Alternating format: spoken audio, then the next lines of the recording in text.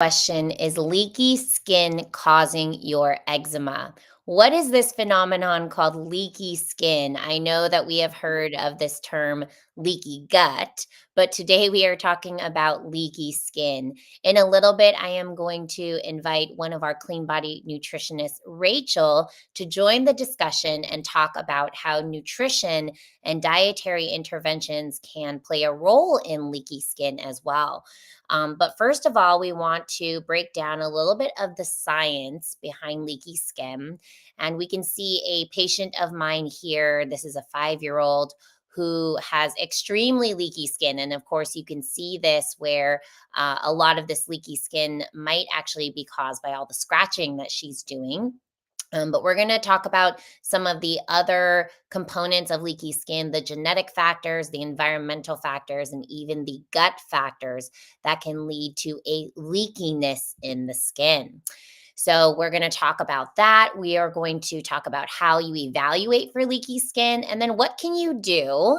And then we're going to open it up to questions. So, we would love to answer any and all of your questions today. So, definitely start typing those into the chat box um, so that we can answer those questions. And let's see here. I just want to make sure that we are connected correctly here. So let me make sure I am connected correctly here before we get started. All right.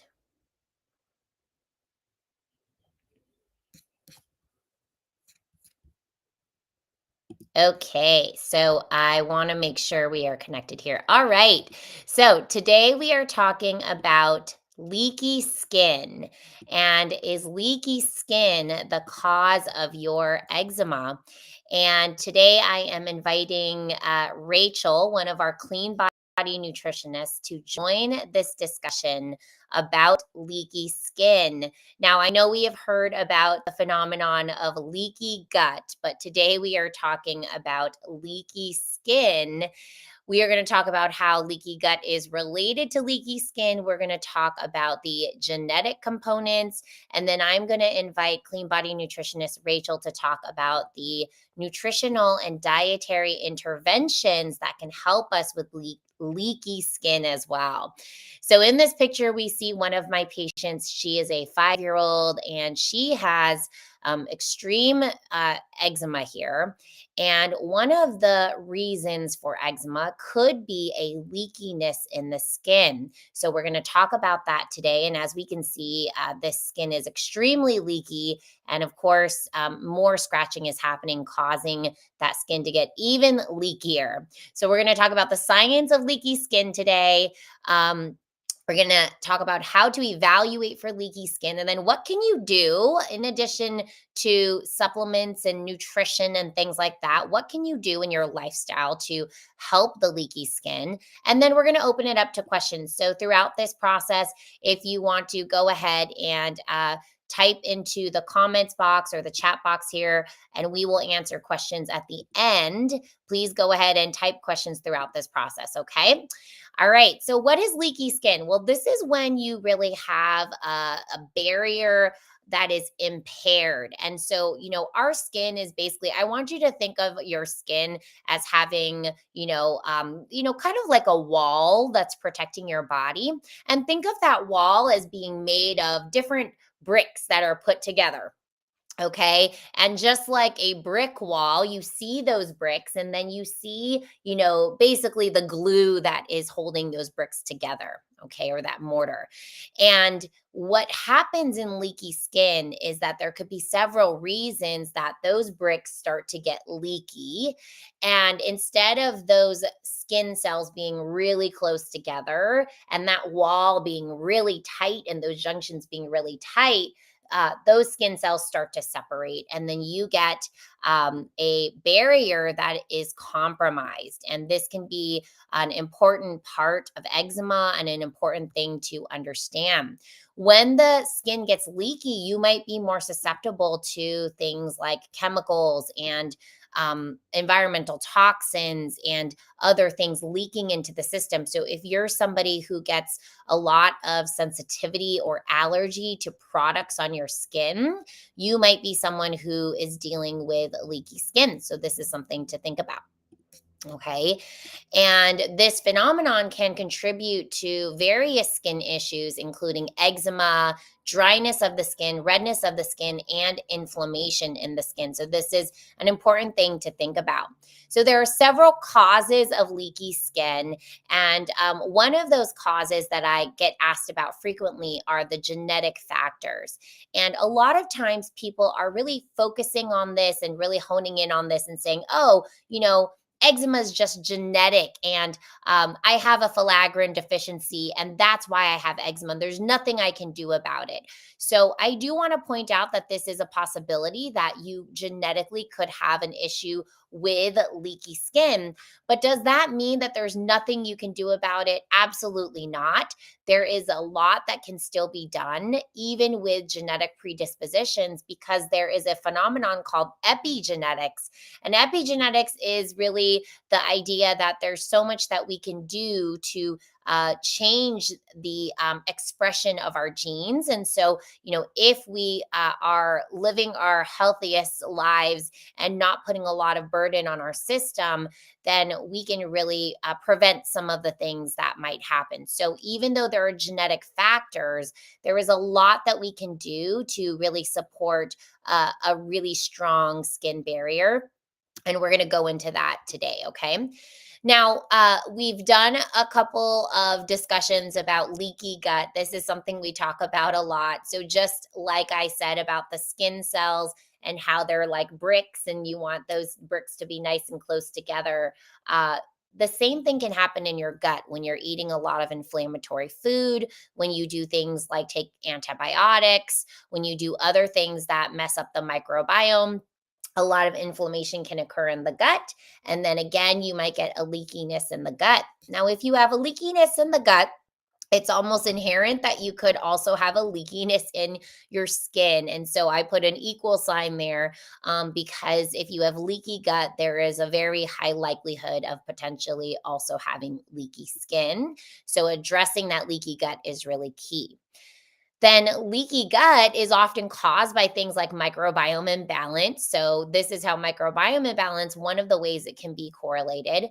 But microbiome imbalance can also lead to microbiome imbalance in the skin. So if you have a gut microbiome imbalance, and that might be, symptoms of that might be things like bloating, things like gastrointestinal symptoms that you might be having might show up. And then you might know, okay, we might need to look at microbiome imbalance. So we will look at microbiome imbalance. And then if there are imbalances there, we might say, there might be some microbiome imbalances on the skin. And those microbiome imbalances on the skin can also lead to leaky gut, because your microbiome on the skin can be really important for promoting good health and a good skin barrier. Okay. So that can be really important. Environmental factors. So, if you are getting exposed to a lot of chemicals on your skin, toxic burdens on your skin, these can also lead to leaky skin. If you're scratching a lot, if you're wearing clothes that are harsh on your skin, these are all things that can open up that skin. And again, those bricks that are being held together get a little bit loose, and then you might end up with leaky skin. So, this is why it can be really important for someone with eczema to really clean up the environment, clean up all the exposures, clean up the exposures in the laundry detergent and the chemicals that you are using in your home. Okay. So, how do you evaluate for leaky skin? Well, if you have a lot of skin sensitivity, so if you basically everything you put on your skin, and I used to be like this. So, when I had really bad eczema, everything I would put on my skin would cause me to break out. And now that doesn't really happen. So, it really was a leakiness in my skin at that time. And I was really able to promote a really strong skin barrier that doesn't really happen to me anymore. So if you have a lot of skin sensitivities, if your skin is very dry or dehydrated, that could really mean that you're actually having transepidermal water loss. And this is another term actually for leaky skin, is when you're actually just losing a lot of water in your skin because that barrier is not strong. Okay. And so if your skin is very dry and dehydrated, you may have leaky skin. If you're getting a lot of skin flare ups, if you're seeing texture changes on the skin, of course, that could be, a sign of leaky skin. And if you are always getting irritated just by everything, even just things in the air, this could be a sign of leaky skin. Okay. And then it's important when you're evaluating for leaky skin, definitely work with a team that understands this. And really can help you to identify whether this is happening for you and identify what are the best factors as well for promoting a stronger skin barrier. All right. So, what can you do? Well, there's several things you can do, and let's go ahead and break that down. So, number one, you must protect your skin barrier. Using something that is protective of your skin barrier, something that is like a ointment consistency can be really helpful. But there are things that I don't like I don't like mineral oil and petroleum in a lot of these skin protectants that we might use. If you are interested in checking out our clean skin kit, it is actually currently on sale because it's on pre-order, and it will be shipping out around the first week of July. And one of the things in there is called Clean Skin Protect. And it's kind of like an ointment based, almost like a Vaseline like consistency ointment, which is really great for kind of providing that skin barrier. Um, there are other things in our clean skin kit that also help promote the skin barrier. So, the microbiome is another important part of that skin barrier. So, making sure that you are keeping things down like infections like Staph aureus, and then really promoting a good microbiome, because that good microbiome really builds up that skin barrier. Okay. You want to avoid triggers. And so, what I'm going to do, I would like to invite Rachel into this conversation now, because some of those triggers are environmental and some of those triggers can sometimes be diet and nutrition related. So, I'm going to invite Rachel. Again, she's one of our clean body nutritionists. I'm going to invite her to the conversation. So, hello, Rachel. Welcome to the conversation today. Hi, thanks. I'm happy to be here. All right. So let's talk about some of those triggers. So, in terms of triggers that are nutritional, what are some triggers that you might notice that might lead to inflammation in the skin, which then can also lead to a leakiness in the skin because we keep scratching our skin? Tell me what some of those nutritional triggers might be. Yeah, I think most people who know anything at all about nutrition these days probably wouldn't be surprised to hear that the top two are gluten and dairy. They're out there for a reason, because they do tend to be very inflammatory foods. They are have high allergenic potential. So folks just tend to be more sensitive to those foods. But there's a lot of others too. And, we don't share these to create fear around food, but just to kind of educate, because different ones may be relevant for different people. But things like nightshade vegetables are a big one that we see. So things like tomatoes, peppers, eggplant, those can be very inflammatory for a lot of people. Sometimes citrus fruits. We love our citrus fruits. They're very healthy, but that is a really common trigger for a lot of people. Sometimes nuts, peanuts, those can be very inflammatory too. Let's see what else. Corn is another one. Red meat has a lot of inflammatory components to it. So all of these things, can contribute to skin issues, inflammation, and leaky gut and leaky skin. Absolutely. And Dr. Bryant is chiming in here saying that wine triggers his eczema. And wine might actually be a couple of different reasons. There are high histamines in wine. So, high histamine foods are another thing to think about. There's also preservatives like sulfites in your wine that may be causing that problem as well. Also, a lot of wines have pesticides, unfortunately, if you're not doing like organic wine. So there could be a toxic component as well too.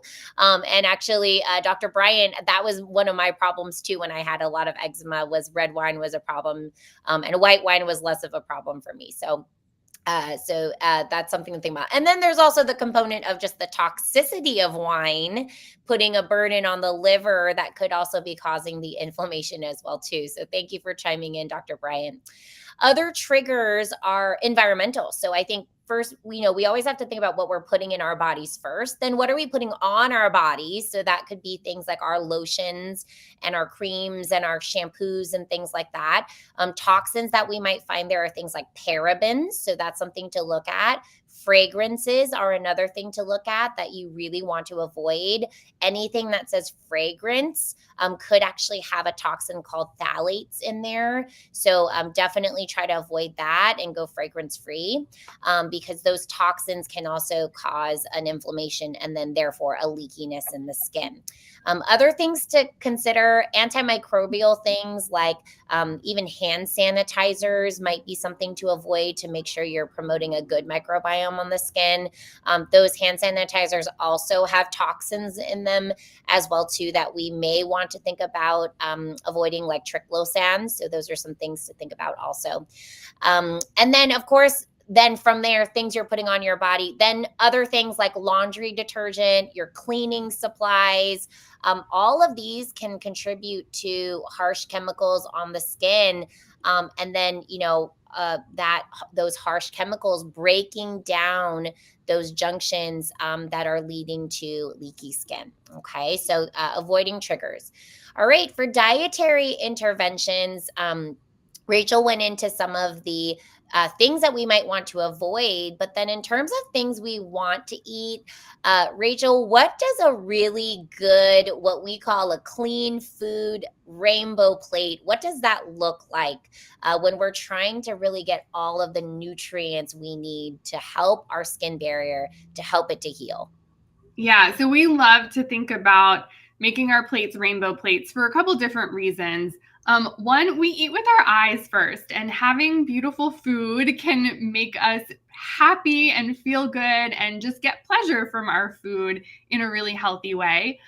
But those colors in your plant foods are also indicative of which nutrients those foods contain. So if you're getting a wide spectrum of different colored foods, that means you're also covering all of your bases and getting a wide spectrum of different phytonutrients. So all of those things are really going to, boost the functioning of, like we talked about, your liver, your metabolic health, your skin health, all of that. And we also know that from plant foods, we're getting fiber. And one thing I forgot to mention that is really important that can contribute to leaky gut and leaky skin is high refined sugar intake. So we definitely want to be bringing that way, way, way down. And another way that we can kind of combat that is to eat our probiotic rich foods, so fermented foods, and then our prebiotic rich foods, which help feed those healthy bugs in our gut and on our skin. And those are going to come from your fiber rich foods. So those different colored plant foods, as well as beans and avocados, and all of those good fiber rich things. Awesome. And then, I think diet always comes first. What you're putting in your mouth on a daily basis always comes first. And then supplements are something to think about if you have, severe deficiencies, or if you're just having a hard time getting these nutrients in your diet. Of course, we want you to focus on getting them in your diet first. And there are some specific things that we have seen to really help promote a strong skin barrier. Your essential fatty acids are really important. So, Rachel, where can we get these essential fatty acids like omega 3s in our diet? Yes, there are some animal-based sources and some plant-based sources, and we recommend that you try to get a mix of both because there's pros and cons to both. So your animal sources are going to be, your wild-caught fatty fish, like sockeye salmon. Your plant-based sources are going to be things like hemp seeds, chia seeds, walnuts. And those things are really easy to kind of, sprinkle on your food here and there, get, some small doses throughout the day at different meals. Great. And if we work with someone, we typically do like to test the essential fatty acid levels. And if we do see that these levels are low, the first thing we're going to do is ask you to put those in your diet.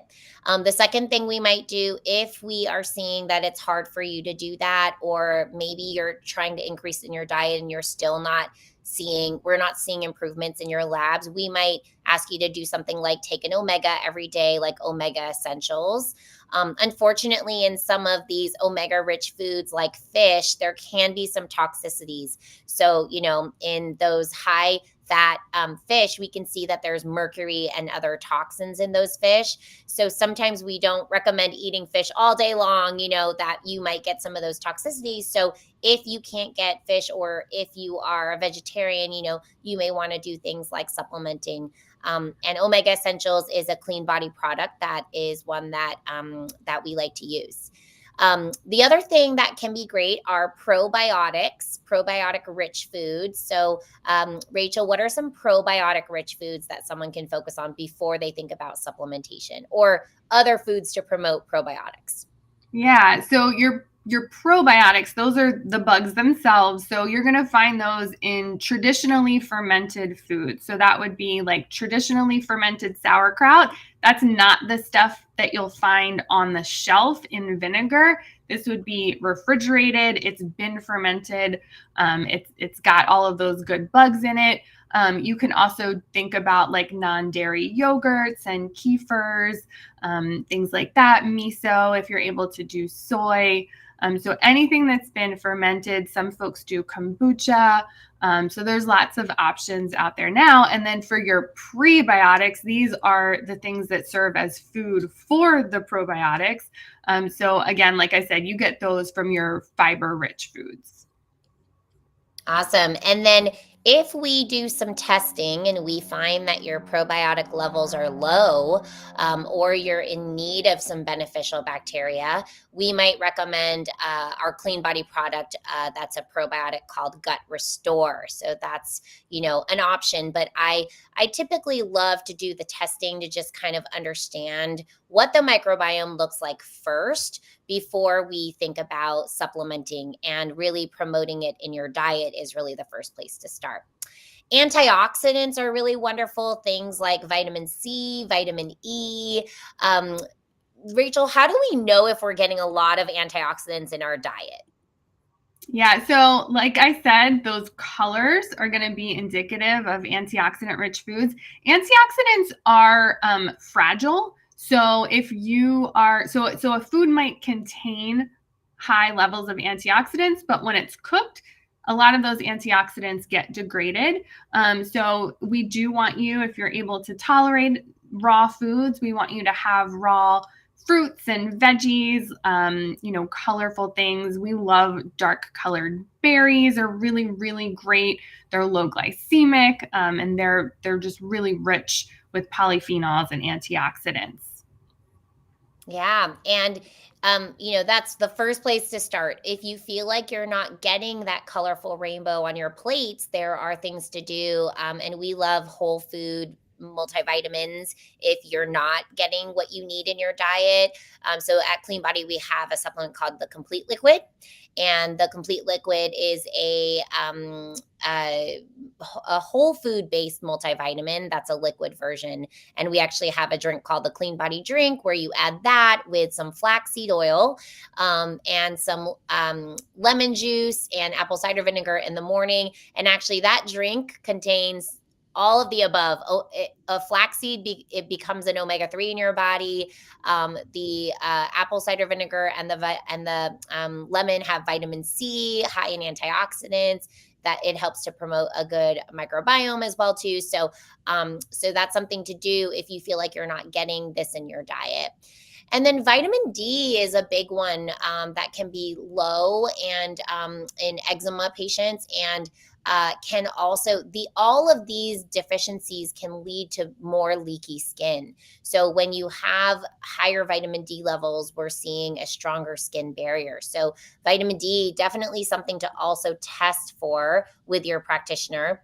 And if you're low, taking a vitamin D, that's a vitamin D3 balanced with a K2. And we have a product at Clean Body called Defender. So these are all things that we can do, to support nutrient wise, to support a stronger barrier. And of course, with vitamin D, we want to think about going out there in the sun, exposing your face, your arms, your legs for at least 15 minutes a day to get that vitamin D production in your system going. Okay. And then there are other root causes that we need to address that really promote a strong skin barrier, things like optimizing your lifestyle. So when you're super stressed out, you are going to have higher inflammation in your system. When you're not drinking water, of course, that is going to cause dehydration in all parts of your body, including your skin. So, Rachel, how much water is recommended for someone to drink? So generally, we recommend that you take your body weight in pounds, you divide that in half, and you try to have that many ounces of water. So for example, if you weigh 140 pounds, you would want to shoot for about 70 ounces per day of water. More so if you are sweating a lot. We may recommend that you add some electrolytes to that water if you're sweating a lot. So if you're, working out and getting sweaty, or doing a sauna, or just being outside in some parts of the world right now, it's really hot. So having a little bit extra. But pay attention to your thirst level too. That's important. Pay attention to the color of your urine. If it's on the darker side, that's a good sign that you may need some more. And yeah. Yeah, so water is really important, and that adequate hydration really is important. And of course, keeping that skin nice and plump and hydrated. Um, leaky gut and microbiome imbalances, as we mentioned throughout this call today, are really important. So, addressing these causes might be, first of all, starting with some labs to understand, do you have leaky gut? Do you have microbiome imbalances? And not just necessarily taking supplements and shooting in the dark on this. So, working with a healthcare practitioner who can do this testing, can understand this. At Clean Body, we of course do this, and we also offer direct order labs where you can order the labs and then get a consultation to kind of help with what are the next steps. So that's an option as well. Toxic burden, as we talked about. So just really evaluating your environment, what you're putting in your mouth, what you're putting on your skin, to understand if you're exposing yourself to a lot of toxins. And, we have so many resources at Clean Body when people work with us, to checklists and things to just kind of make sure that all the parts of your environment and all of the things you're eating are nice and clean. So these are other things we really need to think about when we're thinking about really promoting a strong skin barrier. We definitely recommend seeking professional guidance. Today's live is really for us to have this discussion, and of course, this is for educational purposes only. If you really want to understand whether you have leaky skin, whether this is one of the causes of your eczema, or if it's playing a role in the eczema process, definitely think about booking a consultation with us. We are offering 30% off the discovery consultation. The link is in my bio, and the code is IGDC30. If you are interested in taking advantage of that, you will actually be meeting with me directly, and I will evaluate your system and just understand, okay, what are the root causes for you? We can discuss the labs that we might do and what potential treatment might look like. We do have a 100% money back guarantee on this discovery consultation. So if you do not feel that you have gotten a lot of answers from the consultation, understanding the root cause of your issues, then you can ask for your money back. All right. As I mentioned, instead of meeting with me for a consultation so that I can evaluate you, if you are just interested in understanding, do I have leaky gut? Do I have microbiome imbalances? This is something you could test for and buy a test directly. And then once you get that test, there will be a consultation with me to just understand what your next steps might be. So you can order the gut zoomer, which is a gut test, a food sensitivity test, a total tox burden test to understand what your toxic burden is. And the link is in my bio, and you can click order labs. And right now, we are offering a Father's Day discount until Friday. And the code is DADIG100 to receive $100 off those direct order labs. Okay. All right. I would love to open it up to questions now. And I'm joined here by Rachel. So if you guys have any nutrition questions, definitely shoot those at us so that we can so we can answer those. And I'm going to go back and see what questions were submitted. Somebody's asking, what is your take on shea butter? I do love shea butter. Actually, our Clean Skin Protect is made with an organic refined shea butter. And I do love that as an emollient, as, an ointment based thing to really provide protection on the skin. So that is something great as long as you don't have sensitivity or allergy to shea butter. Um, is it worth taking a blood sensitivity test or Zoomer peptide test? So someone is asking that. So yeah, so food sensitivity is something that can be helpful. However, Rachel, tell me about food sensitivity testing and how sometimes we can't necessarily just use a food sensitivity test at face value. And how do we like to use food sensitivity testing? Yeah, so we like to use food sensitivity testing to identify trigger foods that may be helpful for you to remove in the short term to help bring down some inflammation while we address some of these underlying root cause factors. Typically, if you come back high or moderate for a lot of foods on a food sensitivity test, that's telling us that you have leaky gut. And it's not telling us that these are foods that you need to be avoiding for the rest of your life. So I definitely recommend, if you're going to do a food sensitivity test, that you work with a knowledgeable practitioner to help you interpret that and figure out what to do with those findings. Otherwise, you might find yourself in a situation where, there's a lot of stuff that you think you can't eat. But it's unlikely that you really need to avoid everything that gets flagged on something like that. Yeah, it can be really overwhelming when you get these tests and you haven't worked with someone, or you haven't really worked with someone who will help you understand the test, because it can be like, oh my gosh, I cannot eat anything, and that's not necessarily, that may not necessarily be true, because everything you're eating may be leaking through and causing some sensitivity. So it's not really the food you need to avoid necessarily, but maybe it's the leaky gut we need to fix. And so that's why it can be really important to get these tests done with a practitioner. And I know that they're available through direct order where you don't have a consultation. All of our labs that are available through direct order all contain a consultation, because we do think it's important that you do have a little bit of understanding of where you should go from here once you get those labs done. Okay. All right.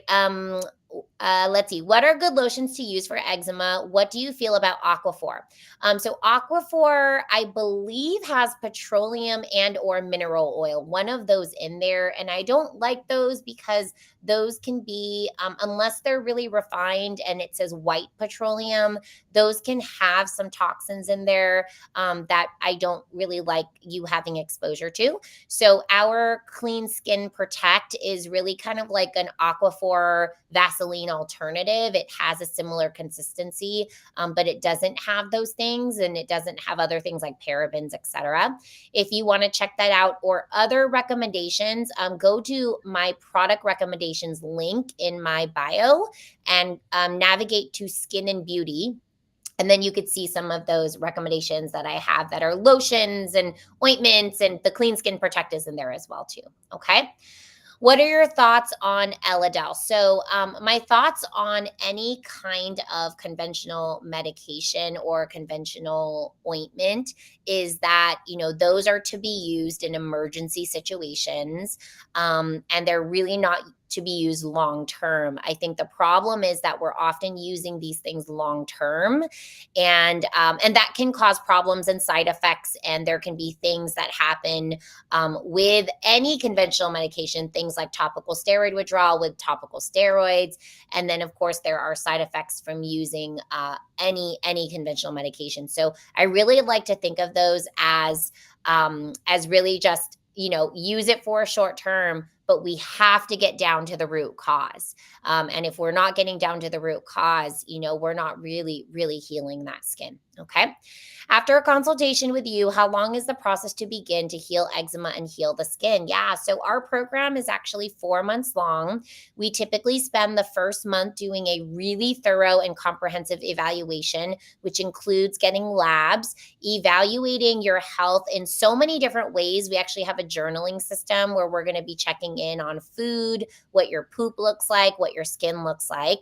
And in that time frame, we are also setting up what we like to call the pillars of health. So we're making sure that you're eating clean food. We're evaluating your environment. We're putting you on, a good movement regimen and things like that. And then for 3 months, we like to really address and support whatever we have found in the testing. So we may find things like parasites, heavy metals, mold, leaky gut, microbiome imbalances, and all these imbalances, we will want to address that. And typically, a lot of things in your body have a lifespan of about 3 months. So, antibodies, for example, red blood cells, hemoglobin A1C, all of these have a lifespan of about 3 months. So, we really like that supportive cycle to be about 3 months. So, we really like to say that when we're working with someone, we really like to work with them for a minimum of 4 months to get started.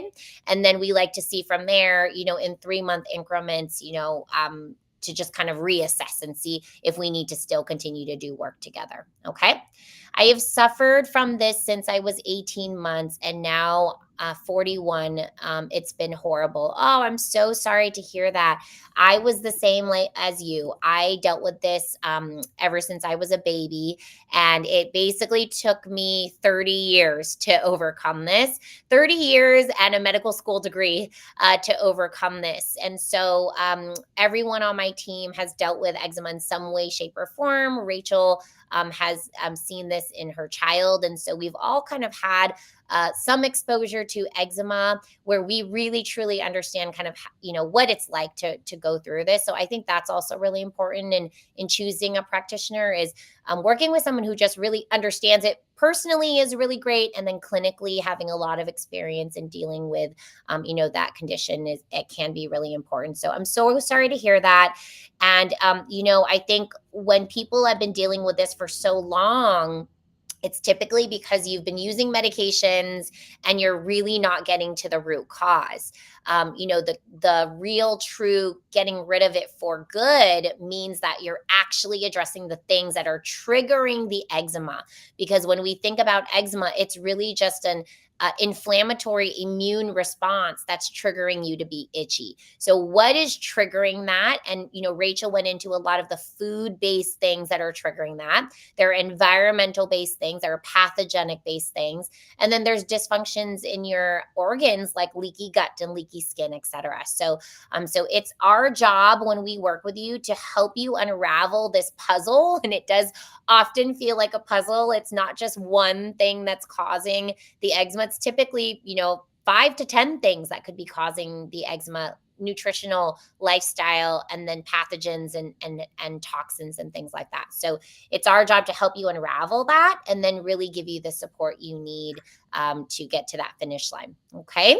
All right. Thank you everyone for joining us in this discussion today. Again, we were talking about, is leaky skin causing your eczema? If you missed this live, we will be posting this on YouTube and on my Instagram at drfong.nd. Additionally, we did write a blog about this information, so you could also check the link in my bio and check out the blog. And if you're interested in working with us or just getting a consultation to understand a little bit more, definitely click the link in my bio, book consultation, and use the code IGDC30 to receive 30% off. Okay. Thank you, Rachel, so much for joining me today. And thank you, everyone, for joining us in this discussion. We will be back next week to talk about labs and how to understand all those labs and what to do with those labs and how to order them if you're interested in doing that. Okay. All right. Have a great week, everybody. Bye bye.